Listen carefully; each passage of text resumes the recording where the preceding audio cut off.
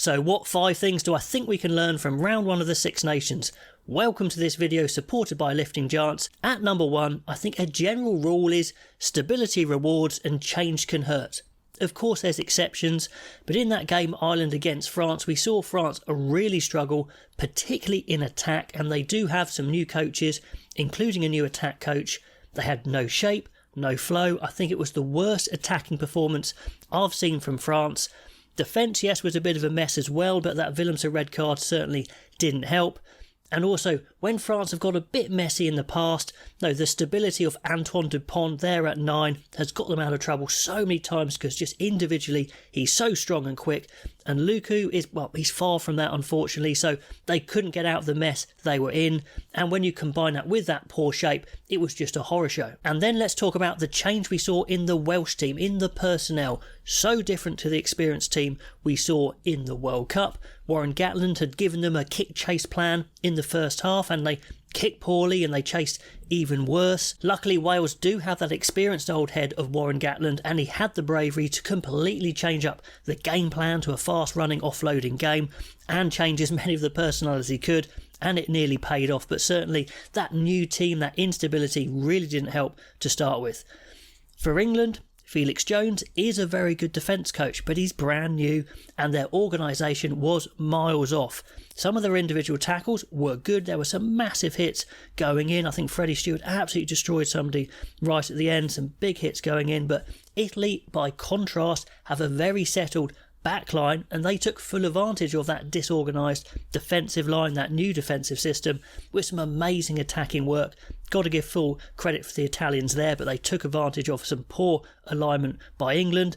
And yeah, it really told the stability of the Italian backline and the instability of the new defensive system. And then of course a really good example of stability, Ireland. Their coaching group, they're not only talented but they've been together for a long time now, playing a very similar sort of way with a big core of players. They know their best players, they've been training and playing for absolutely ages. They're clearly the best in the country. And yes, there were some new faces there, Jack Crowley, Joe McCarthy, Nash for example, but these aren't new guys to the Irish setup. They've been training in and around that setup before, so actually slotting them in was fairly easy. So that stability of the Irish system is really paying off for them, plus they're playing great and they've got talented players as well, which all helps, but stability definitely helps as well. Point number 2 is pretty simple actually. Ireland are now red hot favourites not only for the championship but also the Grand Slam. They completely dismantled France, of course, with a bonus point win. And also note the other 2 teams that won didn't get a bonus point win. And now they face Italy at home. So going into that rest week, they should be on maximum points and looking great. And time to rest players, get over knocks, that sort of thing. Scotland, maybe attack-wise, look the most dangerous team out there as a try threat, but they've got them at home, so Emerald Eye should be lighting up with ideas of back-to-back Grand Slam hopes. I think I can say that not as an Irish fan, not to tempt fate. And dare I say, the route to that Grand Slam is maybe even a bit clearer than in 2023. And a quick mention to our sponsor, Lifting Giants. They make these amazingly ergonomically designed, very soft and squishy line-out support. Someone was saying, do they look a bit dangerous? No, they're really, really soft. Players like Will Rowlands of Wales, they're using them, loads of people are using them, strap themselves to you as lifting supports instead of bits of foam and other random things. They are so much better, studies prove it. Get involved in those, 10% off during the Six Nations with my code. Point number 3, I think we saw 2 new duos for Ireland and England that could really help them. Jack Crowley and Joe McCarthy, and Nash played well as well to be fair, but Crowley is very much needed. They've got to replace Sexton, and I think Crowley has that confidence, of course not the experience, and I'd say he could add to their power game as well in the tackle, in the carry. I think he has a bit more than Sexton actually. Can he put the rest of his game together? He's the perfect age, 24. If you're going to look to a 4-year cycle, which I know many don't like to, but he would be 28, so perfect. And Big Joe McCarthy, sure he made some mistakes, missed some tackles, but talent-wise you can see it. I think he's broken into that matchday 23 now. Whether he always starts or not is a tricky one. Byrne and James Ryan are great as well. but all very different players, and I'd say that Joe McCarthy is the biggest of the lot. And if you want an out-and-out enforcer who's maybe going to give away some penalties but going to be really annoying to the opposition, you go McCarthy. Byrne and Ryan, the experience. Byrne with all the skills. Ryan was the enforcer. Maybe McCarthy now is the new enforcer. But anyway, I think they could take Ireland even to a different level, dare I say. And definitely it looks like they're the best team in the Northern Hemisphere, and these guys should keep them there. Then let's talk about England to a lesser extent. They really need an injection of new players, and Ethan Roots and Tommy Freeman were their standout players, which is fantastic because they really needed that. They really need a hard man 6, and they really need someone to add firepower either in the midfield or the back three.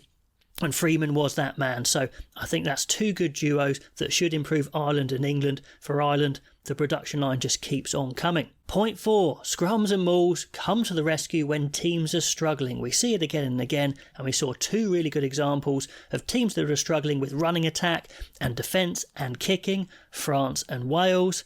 France were essentially rubbish everywhere else, but that Bailly-Antonio front row caused big problems for Porter and Furlong, who are good scrummagers as well. For Wales, the scrum grew into a weapon, and when that Welsh maul repeatedly splintered the Scotland defence, they melted away, helped them nearly complete a famous comeback. Yeah, in both cases, it wasn't enough to win, but goodness me, it shows how important scrums and mauls can be, especially when the team is struggling elsewhere. And point number 5, surely nothing can beat the emotional intensity of international rugby. It was just brilliant.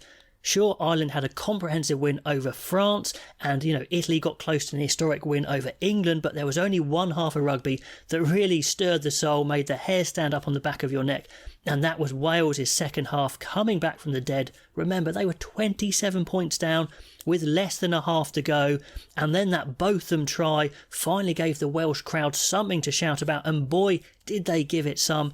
The roof nearly came off, the roof was shut, and maybe Gregor Townsend will be regretting that last minute U-turn saying it could be shut actually, and I think it definitely gave the Welsh players extra energy. Maybe Scotland were affected by that as well, that emotion, that noise, and they certainly lost discipline and composure, but goodness me, it felt so special, and that's what makes international rugby competitions like the Six Nations so amazing. Anyway, those are the 5 things I took away from round 1. I'd love to know what you guys thought, and I'll catch you next time.